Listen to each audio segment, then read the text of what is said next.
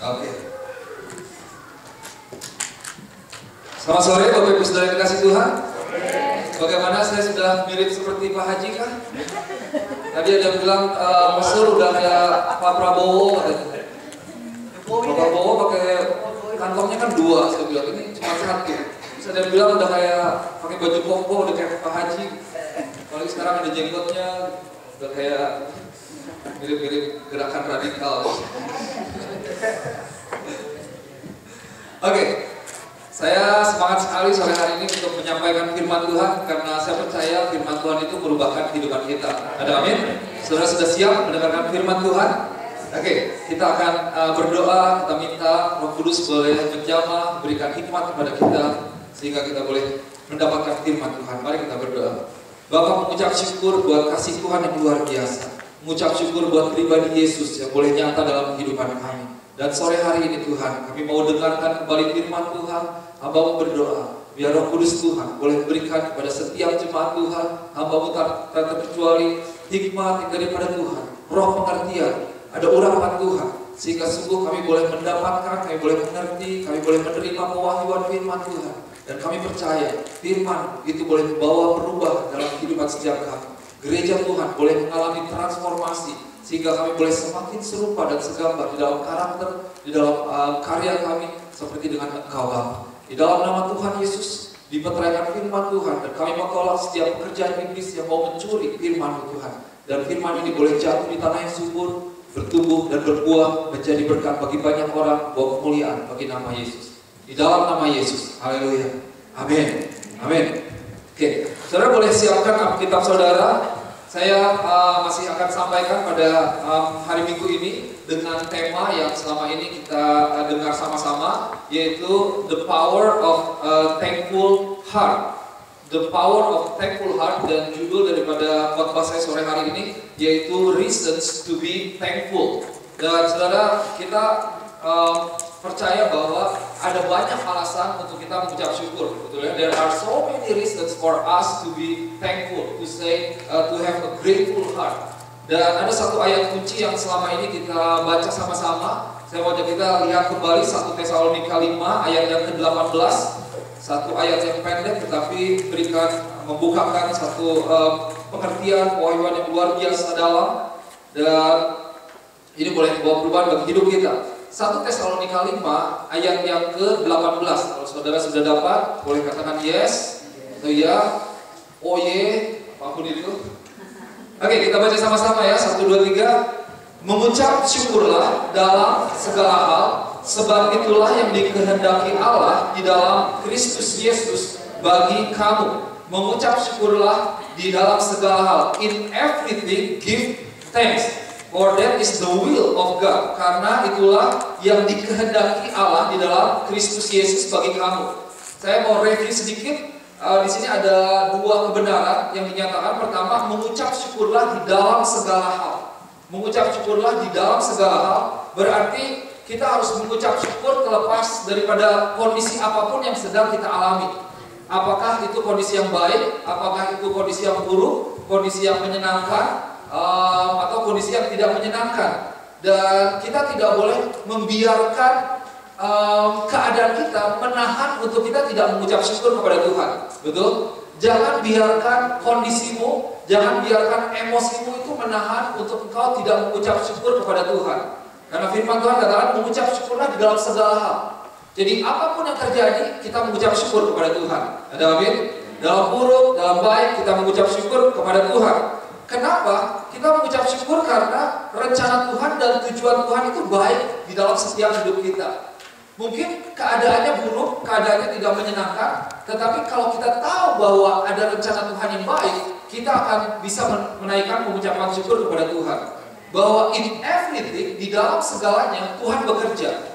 Jadi, kalaupun Tuhan mengizinkan untuk kita mengalami satu masa yang tidak kita inginkan, tetapi percayalah, ada rencana Tuhan di dalamnya.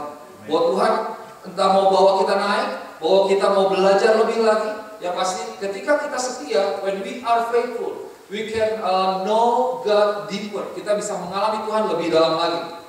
Dan sore yang kasih Tuhan, dari yang pertama, ini saya masih bahas dari 1 Tesalonika 5 ayat 18 ya. Pengucapan syukur itu adalah sebuah keputusan. Kalau dikatakan mengucap syukurlah di dalam segala hal. Kenapa? Itu memberikan sebuah pengertian bahwa pengucapan syukur adalah sebuah keputusan dan bukan emosi. Jadi sekali lagi, jangan pernah kita biarkan emosi kita mengendalikan pengucapan syukur kita. Wah, jujur, kalau mengalami keburukan, susah sebagai manusia untuk kita mengucap syukur. Dalam kondisi yang tidak enak, susah untuk kita mengucap syukur. Dalam hati yang sedang marah-marah atau yang sedang sedih, susah kita mengucap syukur. Tetapi saya mau katakan bahwa pengucapan syukur tidak boleh dikendalikan oleh emosi kita. Karena Tuhan, God is in control, Tuhan bekerja dalam segalanya. Dan waktu kita bisa melihat Tuhan, kita bisa mengucap syukur kepada Tuhan. Kemudian dalam ayat ini dikatakan berikutnya, sebab itulah yang dikehendaki Allah di dalam Kristus Yesus bagi kamu. Nah, ini kebenaran firman Tuhan, bahwa pengucapan syukur itu adalah kehendak Tuhan. Saudara bisa lihat bahwa Tuhan memiliki rencana dalam hidup kita. Dan Tuhan disenangkan ketika kita melakukan kehendaknya. Betul? Dan berarti ketika kita melakukan kehendak Tuhan, saat kita mengucap syukur, yang mana itu adalah kehendak Tuhan, maka Tuhan disenangkan.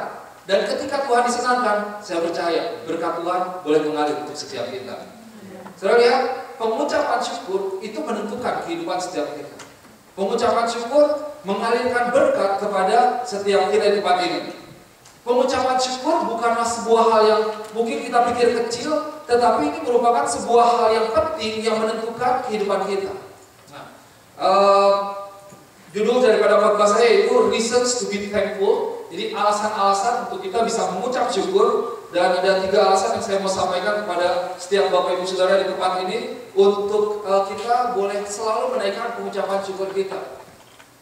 Kemarin di Kersel saya sampaikan ada beberapa fakta, ada beberapa data yang membawa kita secara sederhana untuk kita bisa mengucap syukur. Bahwa kalau kita bisa menikmati air minum, itu ternyata ada orang yang tidak bisa atau sedikit sekali di dalam kehidupannya memiliki air dalam kehidupannya. Kalau kita bisa memiliki pekerjaan yang stabil dengan gaji yang cukup, dalam 1 minggu kita dapat paycheck, bahwa ternyata ada orang yang dalam 1 hari itu di bawah $10 saja, itu atau bahkan di dalam 1 minggu mereka tidak memiliki uang sama sekali untuk mereka hidup. Kita punya kamar mandi, kita punya bahkan bisa masak dengan kompor, kita bisa punya listrik. Itu merupakan alasan-alasan sederhana yang membawa kita bisa mengucap syukur kepada Tuhan.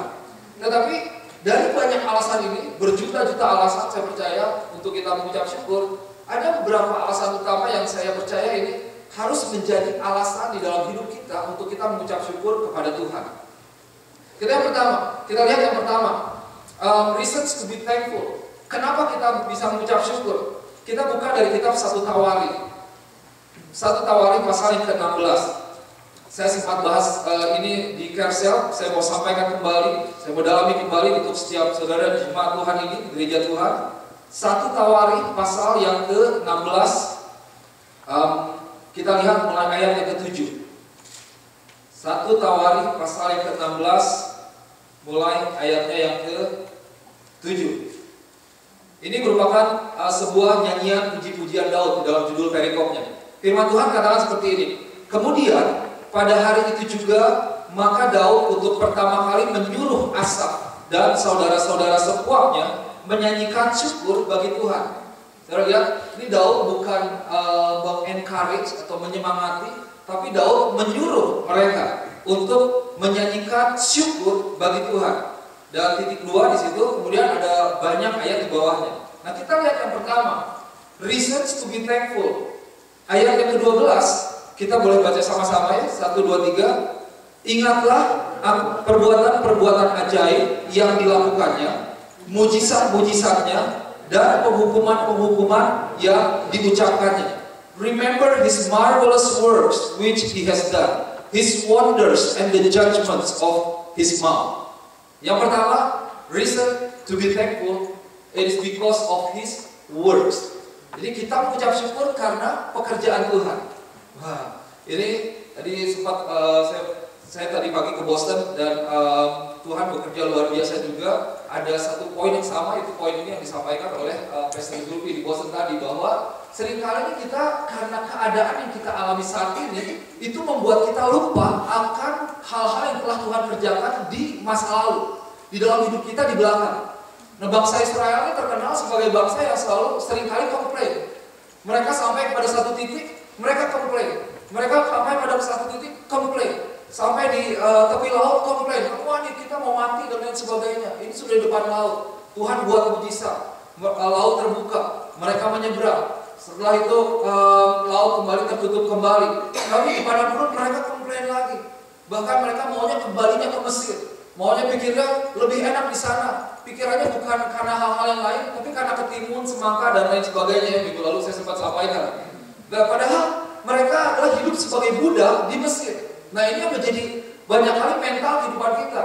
Kita lebih baik menjadi seorang budak, tetapi kita menikmati kenikmatan daging daripada kita menantikan kehidupan kekal yang daripada Tuhan. Sementara mungkin kita mengalami sekedar kesusahan sementara dalam kehidupan ini. Nah, saudara yang dikasih Tuhan, Daud sampaikan seperti ini, bahwa mengucap syukurlah kepada Tuhan. Yang pertama, ingatlah akan perbuatan-perbuatan ajaib yang dilakukannya, mujizat-mujizatnya, penghukuman yang diucapkan kepada Tuhan. Ketika saya renungkan kembali firman ini, saya mulai ingat lagi bahwa apa yang pernah Tuhan kerjakan di masa-masa awal-awal, bahkan sejak saya datang ke tempat ini. Saudara, mungkin di tempat ini ada yang terlibat sejak awal, di mana kita melakukan doa puasa sulung ya. Setiap tahun kita selama 21 hari kita berpuasa bersama-sama sebagai jemaat Tuhan. Dan ada banyak mujizat yang Tuhan boleh kerjakan. Ada banyak terobosan, ada hal-hal yang tidak pernah kita pikirkan, tidak pernah dipikirkan oleh jemaat Tuhan, tapi mereka boleh mengalami. 6 tahun gak pernah naik gaji, tiba-tiba naik gaji yang kalau kerja 6 tahun pun tidak akan naik gaji seperti itu. Wah, ada yang saya ingat mengalami tabrakan beruntun tapi not even single scratch. Sementara depan belakang itu hancurnya luar biasa. Wah, ada perlindungan Tuhan, ada mujizat Tuhan, ada banyak sekali pekerjaan Tuhan, kasih karunia Tuhan yang boleh bekerja pada jemaat ini. Dan saya percaya saat kita boleh mengingat kembali perbuatan Tuhan di masa lalu kita akan bisa menaikkan pengucapan syukur. Kenapa? Karena di sana kita bisa melihat bahwa kita punya Allah yang hidup. Ada amin. Kita punya Allah yang tidak pernah meninggalkan kita. Di dalam kitab Mazmur pasal yang ke-90 ayat yang ke-12, firman Tuhan katakan seperti ini. Ajarlah kami menghitung hari-hari kami sedemikian, sehingga kami beroleh hati yang bijaksana. Jadi Tuhan, ajar kami Tuhan, untuk kami menghitung hari-hari kami. Bahwa tidak ada satu hari pun kami percaya, yang kita percaya bahwa Tuhan tidak bersama dengan setiap kita. Tuhan menyertai setiap kita. Oleh karena itu, Daud cuma sederhana katakan, ingatlah. Nah, kalau di TV, ingat. Sederhana, gampang ya, ingat ya. Ingatlah, ingat apa? Jangan ingat perbuatan manusia yang buruk kepada kita, tetapi ingat perbuatan baik yang Tuhan kerjakan kepada kita. Nah, itu yang mesti diingat.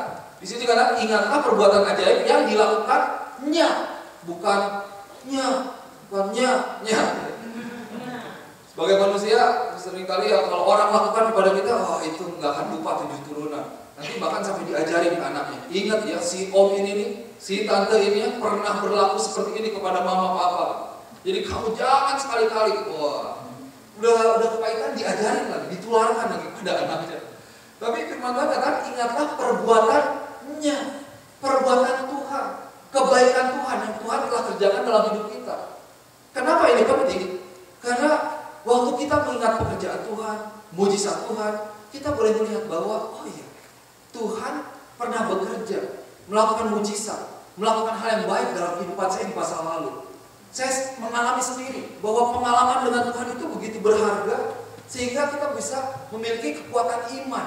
Bahwa bahkan hari ini saya percaya Tuhan yang bekerja 2000 tahun yang lalu lebih, Tuhan yang melakukan mujizat pada zaman bangsa Israel, pada zaman nabi-nabi Tuhan dalam perjanjian lama, adalah Tuhan yang sama yang mampu mengerjakan mujizat pada hari-hari ini.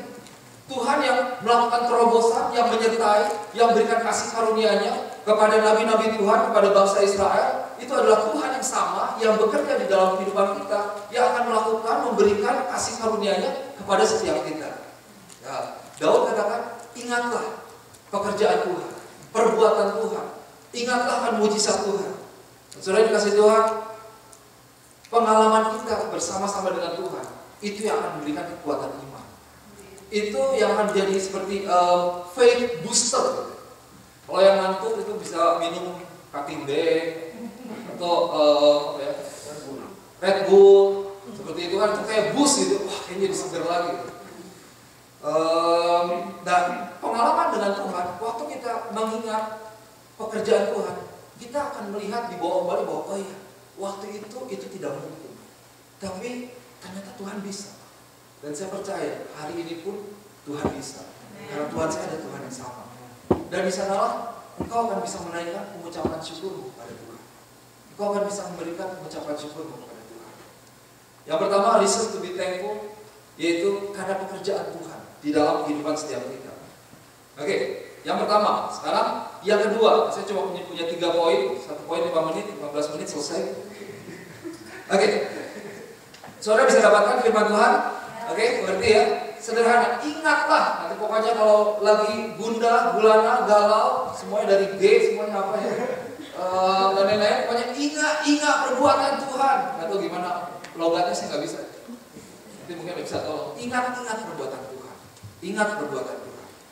Yang kedua, reason to be thankful because of His covenant to us, because of His promises. This means because of His plan. Karena ada rencana Tuhan dalam kehidupan setiap kita. 1 Tawarik pasal yang ke-16 di ayat berikutnya, ayat yang ke-15, firman Tuhan katakan seperti ini. 15 sampai ayat yang ke-18, saya akan baca 4 ayat ini. Di screen ada ayat yang ke-15. Firman Tuhan katakan seperti ini. Ia ingat untuk selama-lamanya akan perjanjiannya, akan firman-Nya yang diperintahkannya kepada 1000 angkatan, yang diikatnya dengan Abraham, dan akan sumpahnya kepada Ishak. Diadakannya bagi Yakub menjadi ketetapan, bagi Israel menjadi perjanjian kekal. Firman-Nya, kepadamu akan kuberikan tanah Kanaan sebagai milik pusaka yang ditentukan bagimu. Dalam firman ini, 4 ayat ini, jadi Daud katakan seperti ini bahwa, hey, kamu mesti melihat bahwa Tuhan itu ingat loh. Tuhan itu tidak lupa terhadap perjanjian yang Dia buat kepada Abraham, yaitu untuk memberikan tanah Kanaan sebagai milik pusaka yang sudah ditentukan kepadamu. Jadi Tuhan itu ingat akan janjinya bahwa kepada Abraham Dia berjanji akan memberikan tanah Kanaan. Tuhan akan bawa Abraham menjadi bapak bagi bangsa-bangsa. Keturunanmu akan menjadi seperti pasir di laut, seperti bintang di langit, banyak sekali. Dan Tuhan tidak pernah lupa. Ini menyatakan bahwa Tuhan setia terhadap setiap rencana, setiap janji yang Dia buat kepada setiap manusia. Our God is a covenant making God. He is a covenant keeping God. He is a covenant fulfilling God. Tuhan kita ini Tuhan yang memberikan perjanjiannya, Dia menjaga perjanjiannya, kemudian Dia memenuhi perjanjiannya dalam hidup kita. Dan kita mengucap syukur bahwa Tuhan punya rencana yang baik dalam hidup kita. Saudara, Tuhan ini buat perjanjian. Tapi Dia bukan manusia yang berbohong. Bukan kau yang berjanji, kau yang mengingkari. Tapi kau yang berjanji, meskipun kita mengingkari, Tuhan tetap setia. Karena Ia Tuhan dan bukan manusia. Perjanjian Tuhan itu adalah rencana Tuhan dalam hidup kita. Betul? Di dalam Alkitab ini Tuhan katakan ada banyak sekali jadi firman Tuhan. Engkau akan menerima ini. Masa depanmu akan seperti ini. Engkau akan menjadi ini, jadi ini. Dan itu merupakan sebuah rencana yang Tuhan sudah tulis di dalam kehidupan setiap kita pribadi lepas pribadi. Kita bisa melihat bahwa janji dan rencana Tuhan itu adalah janji dan rencana yang baik. Ada amin, saudara? Kalau Tuhan memiliki rencana, Tuhan memiliki janji, kita tahu bahwa rencana Tuhan dan janji Tuhan itu adalah rencana yang baik, janji yang baik. Yeremia 29 ayat 11 itu kita tahu sering dengar firman Tuhan katakan, aku ini mengetahui rancangan-rancangan yang ada padaku, yaitu rancangan yang penuh dengan damai sejahtera, bukan rancangan kecelakaan, untuk memberikan kepadamu hari depan yang penuh dengan harapan. Rancangan Tuhan adalah rancangan penuh dengan damai sejahtera. Kita bisa ingat mungkin waktu masa lalu kita mungkin 5 tahun, 10 tahun, kita lihat di mana dulu kita berada. Tetapi waktu kita setia terhadap Tuhan, Tuhan menggenapi rencananya sedikit demi sedikit sampai hari ini. Ada satu ayat yang menjadi ayat favorit saya di dalam kitab Efesus pasal yang kedua ayat 10. Ini ada di screen, kalau tidak salah. Firman Tuhan katakan seperti ini. Karena kita ini buatan Allah, firman Tuhan katakan, diciptakan dalam Kristus Yesus untuk melakukan pekerjaan baik yang dipersiapkan Allah sebelumnya. Ia mau supaya kita hidup di dalamnya. Next slide. Karena kita ini buatan Allah. Jadi Tuhan sudah merencanakan setiap kita. Tuhan sudah memiliki prototipe atau market atau gambarnya seperti itu. Diciptakan di dalam Kristus Yesus sesuai dengan serupa dan segambar dengan Tuhan. Kenapa? Untuk apa? Ada sebuah tujuan, yaitu untuk melakukan pekerjaan baik. Nah, saudara di tempat ini, saudara ditetapkan, diciptakan untuk melakukan pekerjaan baik. Seringkali, kenapa kehidupan kita ini menjadi kehidupan yang rusak? Karena kita tidak dipakai sesuai dengan fungsinya. Ketika kau diciptakan untuk melakukan perbuatan baik, tapi kau melakukan perbuatan yang buruk, itulah makanya hidup seorang rusak. Tangan kita diciptakan untuk memuji Tuhan. Kita pakai untuk hal yang lain, untuk banyak hal untuk melakukan dosa. Kehidupan kita menjadi rusak. Ini mikrofon, mikrofon saya suka berikan contoh ya. Tapi dipakai pulang bisa kan? Bisa mungkin. Bagus ada tingginya gitu. Tapi rusak, udah gitu gak bisa dipakai lagi. Nah, kita punya tujuan daripada Tuhan, dan rencana Tuhan rencana yang baik. Waktu kita taat terhadap Tuhan, maka kehidupan kita akan menikmati kehidupan yang menggenapi rencana Tuhan, yaitu rencana yang baik daripada Tuhan. Saudara yang dikasih Tuhan, saya percaya bahwa Tuhan berjanji untuk menyertai kita, dan Ia menyertai kita. Betul? Tuhan berjanji untuk Ia memberkati kita. Ia memberkati kita. Tuhan berjanji untuk menyelamatkan kita. Ia menyelamatkan kita. Tuhan berjanji akan mengangkat kita dan membawa kita untuk memerintah bersama dengan Dia pada akhirnya nanti. Kita percaya bahwa Tuhan akan menggenapi hal itu. Karena sudah terbukti bahwa setiap rencananya Tuhan genapi. Setiap rencananya Tuhan genapi. Jadi kita boleh mengucap syukur sungguh Tuhan punya rencana yang baik buat kita.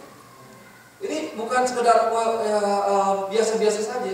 Tapi saudara bayangkan, di Indonesia ada satu istilah seperti ini. Tidak ada seorang pencopet yang mau anaknya jadi pencopet. Gitu. Bahkan saya percaya seorang supir pun tidak mau anaknya menjadi supir. Mau lebih baik lagi. Mau mengalami hal yang lebih baik lagi. Yang lebih indah lagi. Kenapa? Karena rencana itu. Dan waktu Tuhan memberikan sebuah rencana, Dia akan mengerjakan, Dia akan memberikan setiap hal yang diperlukan untuk kita menggenapi rencananya, untuk membawa kita untuk sampai kepada rencana Tuhan yang luar biasa itu. Saudara dikasih Tuhan, bagaimana kita mengucap syukur? Wah, mungkin engkau ada dalam masa yang sulit, ada masa yang tidak engkau inginkan atau berat hari-hari ini. Ingat kepada rencana Tuhan, bukan kepada rencana kita sendiri. Kalau kita lihat rencana kita, aduh Tuhan, sepertinya susah ya. Karena pikiran kita ini tidak bisa sampai kepada, mungkin besok pun kita tidak tahu. Besok pun kita tidak bisa mengerti apa yang akan terjadi. Tetapi waktu kita menyerahkan diri kita kepada Tuhan, dan kita tahu bahwa God is in control, Tuhan berkuasa, Tuhan berkehendak, Tuhan mengendalikan semuanya, maka kita bisa rest assured, kita bisa dengan tenang, kita bisa beristirahat dengan Tuhan, mengetahui bahwa saya percaya hari esok itu akan jadi hari yang baik. Dan kita katakan berkat Tuhan itu boleh mengalir. Kita tidur malam gak perlu takut, aduh besok gempa, itu besok badai, gitu. Oh mau naik kendaraan, aduh gimana ya kalau begini, kalau begitu. Saudara, contohnya jangan takut mati kalau kata saya. Karena mati itu bisa kapan aja, betul ya. Lagi tidur pun kita bisa mati. Tapi kalau kita punya Tuhan, kita gak usah takut. Paulus katakan bahwa hidup adalah Kristus dan mati adalah keuntungan. Filipi 1:21 kalau tidak salah. Hidup adalah Kristus, mati adalah keuntungan. Well, walaupun saya selesai, puji Tuhan. Tapi kalau belum, berarti ada rencana Tuhan. Dan berarti saat kita di tempat ini, kita mengucap syukur. Ada rencana Tuhan. Dan saya mau katakan, rencana Tuhan ini bukan rencana yang biasa-biasa saja. Indonesia baru selesai kembali pemilihan presiden pilih menteri-menteri misalnya. Wah itu kan yang dipilih jadi menteri bangganya setengah mati, betul. Karena dipercaya. Saudara kalau dipilih, jangankan dipilih menteri. Ini dipanggil oleh Mayor Summersworth misalnya. Coba itu panggil namanya siapa, ketemu di kantor saya. Wah ini ada apa ya? Wah pasti pakai bajunya bagus. Saya jamin pasti akan siap-siap. Terus Mayor misalnya katakan, kamu nanti tolong saya untuk jadi wakil bagi masyarakat Indonesia misalnya. Kamu yang jadi agen saya begini-begini. Oh iya, siap komandan. Siap Pak. Seperti itu. Itu merupakan sebuah kehormatan. Karena beliau memiliki program, memiliki rencana, dan melibatkan setiap kita. Dan saudara bisa bayangkan, Tuhan memiliki rencana untuk dunia ini. Dan dia melibatkan kita. Dia mengangkat kita, dia melayani kita, dia memperlengkapi kita, dan dia memakai kita untuk menjadi bagian dalam rencana Allah yang luar biasa. Wah kita mengucap syukur kepada Tuhan. Bahwa karena rencana Tuhan, jadi sudah di-set, bahwa di sini dikatakan, untuk melakukan pekerjaan baik yang dipersiapkan Allah sebelumnya. Kalau kita betul-betul sadar bahwa ternyata Tuhan sudah menetapkan bukan nasib. Arti kalau ya buruk ya udah nasib sudah ditetapkan sama Tuhan. Bukan begitu maksudnya. Tapi ada rencana yang baik yang Tuhan tetapkan untuk hidup kita. Saat kita setia, kita mengucap syukur dan hidup di dalam rencana Tuhan, saya percaya kita boleh mengikuti rencana Tuhan dalam hidup kita. Itu yang menjadi alasan yang kedua kita mengucap syukur. Be thankful because of His plan, His covenant, and His promises. Can you imagine if God didn't give us His promises? Ini Bible-nya isinya cerita terus ya. Atau pas kita buka Matiusnya kosong gitu. Ceritanya tentang domba, semua tentang laut, semuanya kan ini negeri ini National Geographic atau apa. Tapi ini kan rencana Tuhan semua. Dan kita mendapatkan hidup kita nyata di dalam rencana Tuhan. Mengucap syukur buat Tuhan yang punya rencana yang baik buat kita. Dan yang ketiga, ini yang paling luar biasa. Saya senang sekali khotbahkan ini. Yaitu kita mengucap syukur because of His gift. Saya mau ajak kita baca, kita nyatakan 2 Korintus 9 ayat 15. 1, 2, 3. Syukur kepada Allah karena karunia-Nya yang tak terkatakan itu. Syukur kepada Allah karena karunia-Nya yang tak terkatakan itu. Di dalam terjemahan yang lain, bahkan King James Version itu dikatakan syukur kepada Allah because of His unspeakable gift. Jadi kasih karunia atau pemberian yang unspeakable, which is Jesus Christ. Jesus is the unspeakable gift. Yesus ini merupakan sebuah pemberian yang dikatakan tidak terkatakan. Bahasa asli yang dipakai di dalam gift itu pemberian, unspeakable gift. Karunia dalam bahasa Indonesianya, gift itu adalah sebuah pemberian yang tidak terkatakan. Jadi maksud tidak terkatakan itu seperti ini, bahwa tidak ada bahasa, tidak ada kata, tidak ada kalimat yang bisa menggambarkan keluar biasaan pemberian itu. Tidak cukup kalau dikatakan ini bagus banget gitu. Sampai udah mau cekek juga bagus. Sampai panjang bagus banget. Itu masih kurang gitu. Aduh, benar pasti benar ini bagus benar gitu. Pangkat 10 benar. Bagus benar.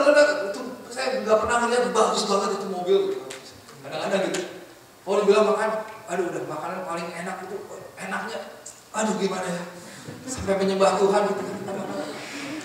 Allah luar biasa, Allah kuasa banget. Nah, itu masih speakable, masih bisa dinyatakan gitu. Ini ternyata pemberian Tuhan Yesus Kristus itu dikatakan unspeakable gift. Dan kata gift ini saudara luar biasa. Di dalam kitab Perjanjian Baru hanya ada satu, yaitu di kitab 2 Korintus 9 ayat 15 ini. Kenapa? Karena memang tidak terkatakan lagi di dalam kitab-kitab lainnya bahkan. Unspeakable gift itu unutterly atau dikatakan benar-benar cannot be expressed fully. Tidak bisa diekspresikan secara penuh atau digambarkan oleh bahasa. Jadi kalau dibilang Yesus nih pemberian buat kita, itu pemberiannya tidak bisa dipikirkan oleh manusia, tidak bisa dijabarkan sebenarnya. Kalau kita katakan, wah Allah itu pemberiannya luar biasa, kematiannya di kayu salib yang terbaik. Itu terbaiknya itu tidak ada yang bisa menggantikannya. Kita ada Ada satu istilah seperti ini ya, bahwa kalau kita belanja lagi mulai sale, ada kadang-kadang begini, buy one get one free, equal or lesser value. Beli satu gratis satu yang harganya sama atau lebih rendah. Kalau belinya yang $50, nanti barang $50 gratis salah satunya, atau barang yang 40 atau 30. Kalau yang ambil 60 nggak boleh. Yang sama atau yang lebih rendah harganya. Saudara bisa bayangkan, Yesus kalau dikatakan sebagai gift atau pemberian Tuhan, itu bukan pemberian yang untuk menggantikan hal yang bahkan sama value-nya. Tetapi Yesus diberikan untuk satu hal yang sebenarnya sangat-sangat rendah, bahwa Yesus diberikan untuk menggantikan setiap dosa kita. Saudara bayangkan, Yesus Tuhan menebus dosa. Wah, jauh sekali ya. Kalau dikatakan orang ganti orang, mungkin ya mata ganti mata, ya masih sama. Equal or lesser value. Buy one get one free. Puji Tuhan, ini Starbucks, ini buat Starbucks. Lagi buy one get one, betul? Enggak ya?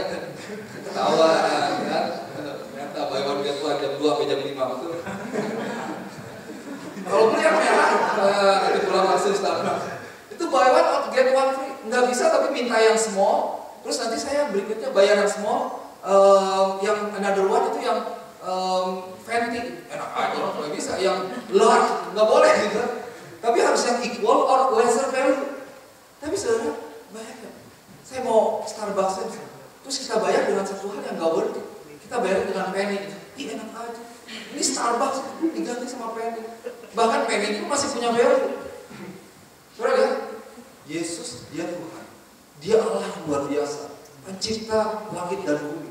Dia mengatur semuanya dalam Tritunggal Tuhan. Tetapi dia digantikan untuk menebus dosa umat manusia. Untuk setiap kita yang kalau tidak ada Tuhan, kita tidak ada apa-apanya. Saya bisa bayangkan berarti jauh sekali. Aduh, unspeakable. Tidak bisa dibayangkan, tidak bisa dinyatakan, tidak bisa diekspresikan hanya dengan kata-kata bahwa pemberian terbaik Tuhan itu dinyatakan melalui pribadi Yesus yang mati di kayu salib untuk setiap kita. Dan waktu kita sadar, waktu kita bisa melihat bahwa wah, Tuhan memberikan mahal sekali, luar biasa sekali. Saya ini tidak layak sekali, tapi kok diberikan hadiah yang luar biasa. Wah, Tuhan, puji Tuhan, mengucap syukur. Betapa berharganya saya digantikan oleh Yesus yang mati di kayu salib. Dan saudara, tidak terkatakan itu kembali, tidak ada kalimat, tidak ada kata yang bisa mengekspresikan keluar biasaan pemberian Tuhan ini. Jesus is the unspeakable gift. Tidak bisa dibayangkan oleh pikiran, kayaknya tidak mungkin. Bahkan sampai hari ini tidak ada orang yang pernah melakukan seperti apa yang Yesus lakukan. Tidak ada pemberian yang lebih luar biasa yang bisa diberikan oleh orang atau siapapun, oleh negara sekalipun, yang bisa untuk menggambarkan betapa luar biasa hadiah yang bisa diberikan. Saya suka nonton film tentara di Amerika, ini luar biasa. Navy SEALs itu negara akan mengirimkan bahkan helikopternya, tentara yang paling elit sekalipun untuk menyelamatkan satu orang, bahkan siapapun. Mau di ujung dunia pun dikejar. Mau dimanapun, di hutan, di laut. Saudara ada sempat nonton mungkin film Captain Phillips, satu warga negara Amerika yang dibajak di Somalia. Itu dikirim Navy SEALs dengan semuanya. Wah, ada yang di hutan mana, itu dikirim. Kenapa? Karena begitu berharga satu warga negara. Tetapi demikian juga bagi kita. Saya percaya, meskipun hanya ada satu orang di dunia ini, yaitu saudara atau saya, Tuhan akan tetap mati buat kita. Saya percaya bahwa Tuhan tetap akan mati. Betapa berharganya kita di mata Tuhan. Saya mau lanjutkan lebih lanjut sedikit lagi tentang Yesus ini. Karena Yesus adalah teladan kehidupan kita. Kita harus kembali kepada teladan salib. And the main message of our life is Jesus Christ Himself. And Jesus is the unspeakable gift. When we realize, when we know God's gift through Jesus Christ, then you will have a thankful life. Kalau kita benar-benar tahu dan merasakan bahwa apa yang dilakukan Tuhan, siapa pribadi Tuhan yang menggantikan kita, kita akan dengan selalu memiliki kehidupan yang mengucap syukur. Yang pertama bahwa Tuhan adalah penyelamat bagi umat manusia. Tuhan yang menggantikan, menukar kita, menebus kita. Itu tadi ya, kita tidak berharga, ditebus, digantikan oleh Yesus yang mati buat kehidupan setiap kita. Dan kemudian kalau dikatakan bahwa unspeakable gift, this is a gift unspeakably great. Jadi benar-benar gift yang tidak bisa dikatakan keluar biasaannya. Di mana whose value no language can express. Nilainya itu tidak bisa diekspresikan oleh kata-kata. Jadi kalau mau dicari di dalam kamus, mau dibuat sebuah definisi pemberian Tuhan, itu tidak bisa didapatkan. Karena begitu tinggi nilai pemberian kematian Yesus itu buat setiap kita di tempat ini. Dan ini merupakan sebuah ekspresi kasih yang luar biasa.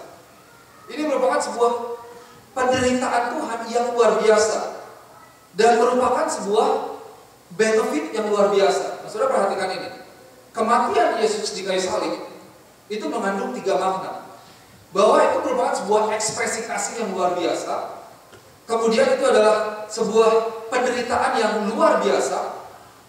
Dan itu merupakan sebuah benefit atau kebaikan yang kita terima, yaitu kebaikan yang luar biasa. Saya jelaskan seperti ini. Sesuatu hal ketika barang itu semakin berarti, orang akan memberikan pengorbanan yang lebih untuk mendapatkan barang itu. Atau seseorang. Gak usah jauh-jauh. Kita yang mau mendekati pasangan untuk menjadian kan, wah, laut diseberangi gunung kuda. Begitu berharga. Gak ada yang bisa menukar. Belalah dadaku, jangan nabi. Sendirian itu gitu, salah gitu. Tapi orang kalau mengejar, wah ini cakep banget, wah dikejar, kemana aja gua kejar, ku tunggu janda kalau perlu. Itu tulisan itu. Tapi itu nyata, bagi orang itu dia ini sebuah, aduh kayaknya luar biasa begitu ya. Seperti ini yang terbaik. Saya kasih contoh yang lain. Kalau saudara pernah melihat ini di benar-benar ya, ada satu fakta di mana tentang berlian di Sierra Leone. Itu berlian yang berharga sekali, yang akhirnya menjadi lumayan perdebatan di dunia ini karena untuk mendapatkan berlian di daerah itu memerlukan korban yang banyak sekali. Begitu. Saudara bisa nonton filmnya, nanti bisa tanya saya judul filmnya apa. Tapi saudara lihat bahwa sebuah barang yang berharga untuk mendapatkan barang itu akan dikorbankan hal yang luar biasa. Nah kemudian semakin berharga barang tersebut atau orang tersebut, maka orang itu akan semakin dikasihi. Betul? Kalau istrimu berharga bagimu, engkau akan mengasihi dia. Kalau suamimu berharga, anak-anakmu berharga, engkau akan mengasihi dia dan memberikan yang terbaik untuk mereka. Betul? Yang salah kan kalau udah gak berharga, ya udah. Tapi semakin berharga, semakin dikasihi. Dan kemudian semakin dikasihi, maka semakin besar pula pengorbanan yang akan diberikan. Saudara lihat dari sini kita bisa melihat bahwa kita ini adalah berarti di mata Tuhan. Kita berharga di mata Tuhan. Bisa dilihat dari kasih yang Tuhan berikan kepada kita. Karena begitu besar kasih Allah, Dia memberikan anaknya yang tunggal. Supaya setiap kita yang percaya kepadanya tidak binasa, melainkan beroleh hidup yang kekal. Dan karena kasih yang Tuhan miliki untuk setiap kita, Yesus Dia rela berkorban untuk kita. Kalau kita mau nggak tolong belikan, misalnya saya minta siapa gitu di tempat saya, Okta misalnya, tak beliin dong tak, roti itu di flashing enak banget. Mau beli berapa pasti? Beli 1 aja, nggak usah banyak-banyak. Ya, kalau perlu di Boston kali, cuman 1 roti Tante Tony juga nggak kalah gitu. Seberapa berharganya sih sampai digala-galain nyetir 5 jam, 10 jam bolak-balik hanya untuk beli roti 1? Saya percaya nggak ada mau gitu. Cuman buat beli roti 1, iya cuman roti gitu, sama-sama aja. Tapi coba dibilang, kamu ke flashing ya, kamu ambil gift card $5.000, dikejar nggak? Kalau perlu berangkat malam hari ini. Sebelum jam 10 malam, pastor maaf pastor, mesti pulang duluan. Semua perlu ditinggalin karena begitu berharga, betul? Nah kita ini begitu berharga, begitu dikasihi Tuhan, sampai Tuhan memikul salib, sampai naik ke kayu salib, sampai mati. Pengorbanan itu perlu kita lihat bahwa itu sebuah pengorbanan yang luar biasa yang Tuhan berikan, karena kita begitu berharga, karena kita begitu berarti. Jadi karena berartinya hidup kita ini, satu orang kita ini, kita yang seringkali kemana-mana, seringkali melakukan kesalahan, tapi Tuhan memberikan korban yang terbaik, anaknya yang tunggal. Tuhan mengasihi kita dengan kasih yang terbaik. Dan pada akhirnya, karena apa yang Tuhan berikan, kita bisa menikmati the greatest benefits, which results from His word. Karena pekerjaan Tuhan, mati buat kita, akhirnya kita menikmati kebaikan Tuhan. Kita menikmati berkat yang terbaik. Karena Tuhan, karena Yesus, kita mengalami perlindungan Tuhan, kasih karunia Tuhan, berkat Tuhan yang tidak bisa diberikan oleh siapapun, tidak bisa diberikan oleh perusahaan atau orang dimanapun. Kenapa? Karena kebaikan Tuhan. Jadi kita bisa lihat bahwa pribadi Yesus sendiri itu adalah pribadi yang berharga, diberikan kepada kita. Betapa berharganya kita. Pengorbanan yang Yesus lakukan itu luar biasa untuk kita. Berarti betapa berharganya kita. Yesus mati untuk saya yang dari negeri antah berantah, Bandung coret misalnya, sekolah nggak benar dan lain sebagainya. Kan Tuhan, puji Tuhan, kita bisa ada di tempat ini karena ada Yesus. Dan pada akhirnya saya, setiap saudara, kita bisa menikmati berkat Tuhan karena ada pekerjaan Tuhan. Dan Tuhan tahu itu rencana Dia. Dia mati di kayu salib supaya kita bisa menikmati bukan hanya berkat selama di dunia ini, selama kita hidup di bumi ini, tetapi menikmati keselamatan yang kekal memerintah bersama-sama dengan Tuhan.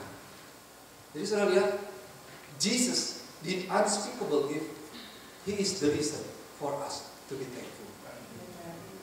If you want to find one reason to be thankful, it is because of Jesus Christ. Kalau kita mau mendapatkan satu alasan untuk kita mengucap syukur, jangan hanya kita mencari karena, oh ya puji Tuhan, saya punya tempat tinggal, saya punya kendaraan, saya punya pekerjaan. Well, itu alasan-alasan yang cukup baik untuk mengucap syukur. Tetapi terlebih daripada itu, kita mengucap syukur kenapa? Karena ada Tuhan dalam hidup kita. Christ is enough for us. Tuhan itu cukup buat kita. Waktu kita punya Tuhan, kita punya segalanya. Christ is enough for us. Saya mau sampaikan sedikit tentang apa yang saya sampaikan kemarin juga. Pengucapan syukur itu dinyatakan lewat pujian. Lewat pujian. Dan ada satu kata tentang pujian di dalam Alkitab. Di dalam beberapa pasal atau kitab di dalam Alkitab. Dalam kitab Mazmur, Nehemia, Ulangan, dan ada banyak lainnya. Pujian ini digambarkan, ditulis dengan satu kata bahasa Ibrani, yaitu taudah. Yaitu sacrifice of praise. Jadi pujian yang memerlukan pengorbanan, atau lebih singkatnya dikatakan korban pujian, the sacrifice of praise. Nah, saya mau ajak jemaat Tuhan untuk kita masuk lebih dalam lagi. Pengucapan syukur kita yang kita naikkan kepada Tuhan bukan hanya karena kebaikan Tuhan, bukan hanya karena berkat Tuhan, karena kenikmatan, karena apa yang Tuhan berikan kepada kita. Jadi kita mengucap syukur bukan hanya kepada Tuhan, saya terima kasih, saya ada ini, ada orang ini, apa yang kita terima. Tetapi pengucapan syukur yang boleh naik karena ada korban yang diberikan di dalamnya. Jadi terlepas kondisi apapun, Tuhan, saya sedang dalam kondisi tidak baik, tapi saya percaya Tuhan punya rencana, dan dalam kondisi yang sulit ini, saya mau menaikkan pengucapan syukur saya. Terima kasih Tuhan, karena saya percaya Tuhan tidak meninggalkan saya. Tubuh saya, hidup saya tidak sesuai dengan apa yang saya inginkan. Mungkin sakit Tuhan, mungkin susah, berjuang, bagaimana besok belum tahu. Tapi saya tetap mau menaikkan pengucapan syukur saya kepada Tuhan. Saya mau ambil keputusan untuk memberikan pengucapan syukur saya kepada Tuhan. That's a sacrifice of praise. It is another level of praise. It is the higher level, the highest even, the highest level of praise, the highest level of thanksgiving. Bentuk pujian yang paling tinggi, pengucapan syukur yang paling tinggi. Bukan karena berkat Tuhan, bukan karena kebaikan, kenikmatan yang Tuhan berikan yang kita alami, Tetapi bahkan dalam kondisi yang sulit sekalipun, kita mengucap syukur kepada Tuhan. Karena kita tahu bahwa Tuhan memiliki rencana yang baik. Karena Tuhan tidak pernah meninggalkan kita. Karena Tuhan memperhatikan kita. Karena berkat Tuhan itu disimpan untuk setiap kita saat kita setia kepada Tuhan. So, saudara, bahkan lebih lagi dalam hidup kita naikkan sacrifice of praise. So, there are so many reasons for us to be thankful. Not only in the good times, but even in the bad times. Bahkan sacrifice of praise. Dan terlebih, yang terakhir ini yang penting, Jesus is the reason why for us to give our grateful, to give our thanksgiving. Jesus, the unspeakable gift, is the number one reason for us to be thankful. God is enough for me. Christ is enough for me. Saya mau ajak saudara sekarang untuk kita boleh merenungkan sejenak dan kita boleh menyanyikan satu lagu ini. Ini mungkin menjadi khotbah terakhir saya dalam bulan ini tentang Thanksgiving. Pada akhir sesi ini kita boleh kembali kepada Yesus. Saya mau ajak untuk kita boleh melihat Yesus kembali. Let's go back to the cross. Kita kembali kepada salib Tuhan. Saya percaya ada pewahyuan di dalam salib Tuhan. Ada kebenaran dalam salib Tuhan. Ada kekuatan di dalam salib Tuhan. Krisis. Kalau kau mungkin susah mencari alasan Tuhan apa ya? Saya mentok, saya mengalami ketidakbaikan, ketidakberuntungan. Krisis enough for me. Yesus itu cukup bagiku. Mari kita boleh katakan sore hari ini. Kita boleh nyatakan dengan iman bahwa Engkau cukup bagiku Tuhan. Christ is enough for me. Even you are more than enough for me. You are more than enough. Let's proclaim, let's confess, let's prophesy that Christ is enough for me. Mari kita boleh naikkan penyembahan ini sejenak. Sambil kita boleh renungkan Tuhan. Christ is enough for me.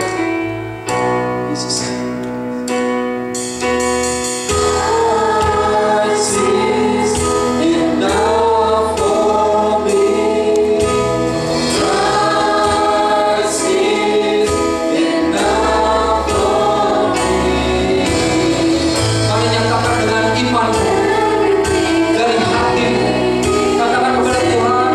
Engkau cukup bagiku Tuhan. Engkau cukup bagiku.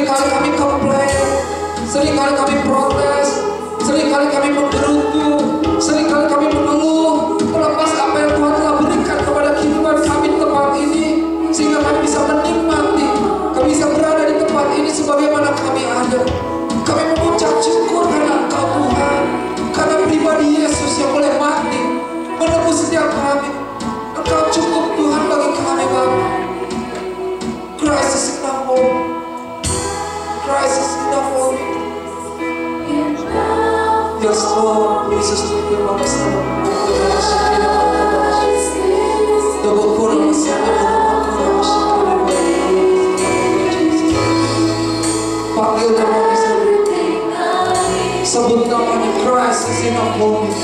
There is power in confession. Ada kuasa di dalam pernyataanku. Ada kuasa di dalam pengakuanku.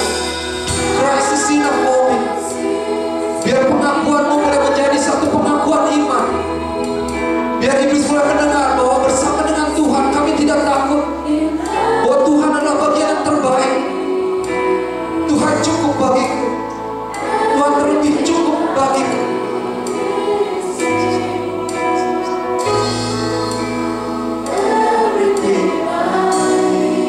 I have decided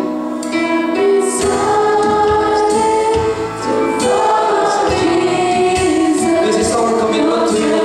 There's no turning back. There's no turning back.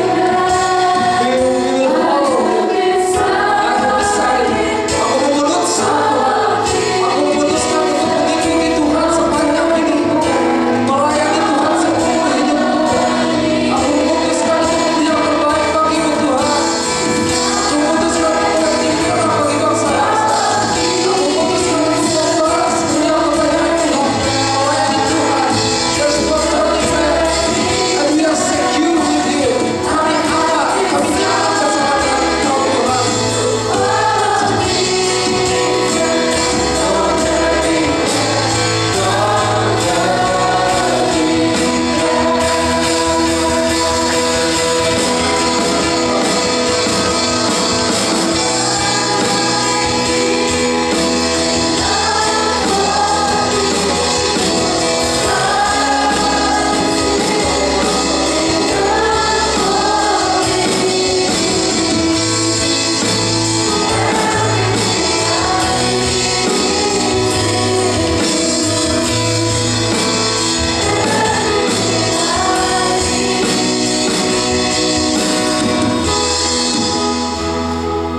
Christ is enough for me. Yes. Christ is enough for me. Christ is enough for me. Thank you, Lord. Thank you, Lord. Terima kasih. Terima kasih buat Yesus. Terima kasih buat keberadaan Yesus dalam hidup kami. Yesus, Engkau yang terbaik. Engkau yang terindah dalam kehidupan kami. Engkau cukup bagiku Tuhan. Sekalipun aku boleh kehilangan banyak hal, asalkan aku tidak kehilangan Engkau Tuhan. Engkau bagian hidup kami Tuhan. Engkau sumber pengharapan, sumber kekuatan kami. Engkau sumber kehidupan kami Tuhan. Dan kami tahu bahwa bersama-sama dengan Tuhan kami tidak perlu takut, kami tidak perlu gentar, karena rencana Tuhan sempurna. Perlindungan Tuhan sempurna, penyertaan Tuhan sempurna dalam kehidupan gereja Tuhan. Terima kasih Bapak. Terima kasih Tuhan. Bapak mau berdoa sore hari ini, biar gereja Tuhan boleh hidup di dalam pengucapan syukur. Kami boleh selalu ambil keputusan, memikirkan hal-hal yang baik seperti firman Tuhan katakan. Pikirkanlah hal-hal yang baik. Kami boleh melihat kepada teladan salib Tuhan.